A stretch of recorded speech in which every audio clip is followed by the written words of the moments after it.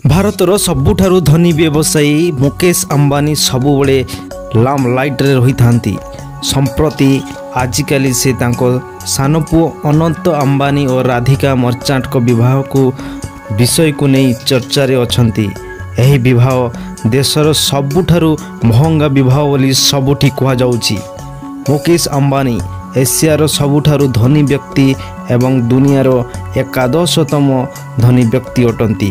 ସୂଚନା ଅନୁଯାୟୀ Reliance industries chairman Mukesh ଆମ୍ବାନୀଙ୍କ ମୋଟ ସମ୍ପତ୍ତି ହେଉଛି 10.21 ଲକ୍ଷ କୋଟି ଟଙ୍କା। ଯଦି ମୁକେଶ ଆମ୍ବାନୀ ଏଥିରୁ ଯଦି ଦୈନିକ 3 କୋଟି ଟଙ୍କା ଖର୍ଚ୍ଚ କରନ୍ତି କିମ୍ବା ଦାନ କରନ୍ତି, ତେବେ ଆସନ୍ତୁ ଜାଣିବା ଏହା କେତେ ବର୍ଷ ମଧ୍ୟରେ ଶେଷ ହୋଇଯିବ। ଯଦି ସେ ସମୁଦାୟ ସମ୍ପତ୍ତିରୁ ଦୈନିକ 3 କୋଟି ଟଙ୍କା ଖର୍ଚ୍ଚ କରନ୍ତି କିମ୍ବା ଦାନ କରନ୍ତି, ତେବେ ତାଙ୍କ ସମସ୍ତ ସମ୍ପତ୍ତି ଆଉ 3,40,379 ଦିନରେ ଶେଷ ହୋଇଯିବ। ଯଦି ହିସାବ କରାଯାଏ ତେବେ ଗୋଟିଏ ବର୍ଷରେ 365 ଦିନ ଅଛି।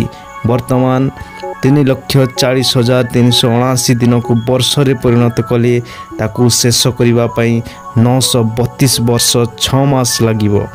ଯଦି ମୁକେଶ ଆମ୍ବାନୀ ତାଙ୍କର ମୋଟ ସମ୍ପତ୍ତିର ଦୈନିକ 3 କୋଟି ଟଙ୍କା ଖର୍ଚ୍ଚ କରନ୍ତି କିମ୍ବା ଦାନ କରନ୍ତି, ତେବେ ସମସ୍ତ ସମ୍ପତ୍ତି ଶେଷ କରିବାକୁ 932 ବର୍ଷ 6 ମାସ ଲାଗିବ। ବ୍ଲୁମବର୍ଗ ବିଲିୟନିୟର ଇଣ୍ଡେକ୍ସ ଅନୁଯାୟୀ 2024 ମସିହାରେ ଆମ୍ବାନୀଙ୍କ ନେଟ୍ ମୂଲ୍ୟ ପ୍ରାୟ 1.98 ଲକ୍ଷ କୋଟିକୁ ବୃଦ୍ଧି ପାଇଛି।